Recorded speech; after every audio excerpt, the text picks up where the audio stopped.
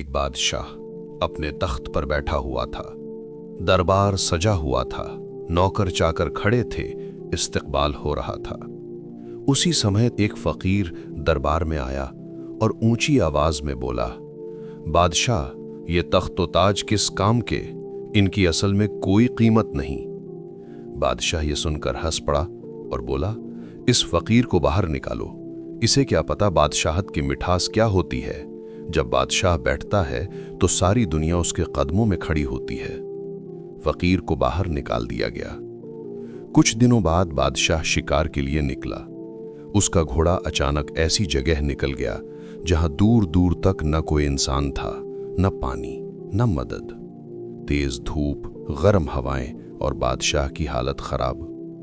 प्यास से बदहाल बादशाह पानी की तलाश कर रहा था, लेकिन कहीं पानी न मिला। तभी उसे वही फकीर नजर आया। फकीर एक छोटे बर्तन में पानी लिए बैठा था। बादशाह ने कहा, मुझे पानी दो, मैं मर रहा हूं। फकीर ने पूछा, पानी की कीमत दोगे? बादशाह ने कहा, मैं बादशाह हूं, जितना मांगोगे दूंगा, बस पानी दे दो। फकीर बोला, आधी हुकूमत लगेगी। प्यास से तड़पते बादशाह ने तुरंत हामी भर दी। फकीर ने पानी का कटोरा दिया, लेकिन जब बादशाह ने पानी पिया तो पानी हलक में अटक गया और अब जान का खतरा और बढ़ गया। फकीर बोला, मैं हकीम भी हूं, इलाज कर दूं, मगर? बादशाह बोला, जो कहो लिख दूं, बस इलाज कर दो। फकीर ने बाकी आधी हुकूमत भी लिखवा ली और फिर कुछ इलाज किया।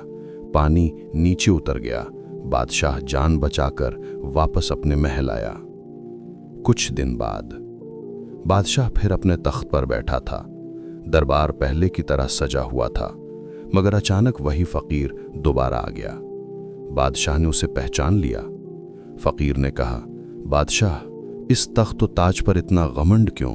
कल तू प्यास से मर रहा था और तेरी पूरी हुकूमत सिर्फ 2 घूंट पानी के बराबर निकली। ये कहते हुए फकीर ने वो चमड़े का दस्तावेज निकाला जिस पर बादशाह ने अपनी पूरी हुकूमत लिखकर दी थी। फकीर बोला, यह है तेरी बादशाहत की कीमत, सिर्फ 2 घूंट पानी। फकीर ने कहा, जब मौत आ जाएगी, सूरज ढल जाएगा, सांस हलक तक आएगी, तौबा का दरवाजा बंद हो जाएगा और फिर सारी बादशाहत, अमीरी, शोहरत किसी काम नहीं आएगी। फिर कहा, कल के पछतावे से अच्छा आज की तौबा है। दुनिया थोड़े दिनों की कहानी है, आखिरत असली जिंदगी है। दुनिया कमाओ, लेकिन आखिरत को मत भूलो।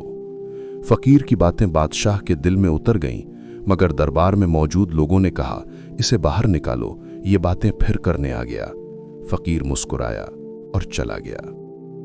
कहानी का सबक, दुनिया की बादशाहत, दौलत और रुतबा कब्र के साथ नहीं जाता।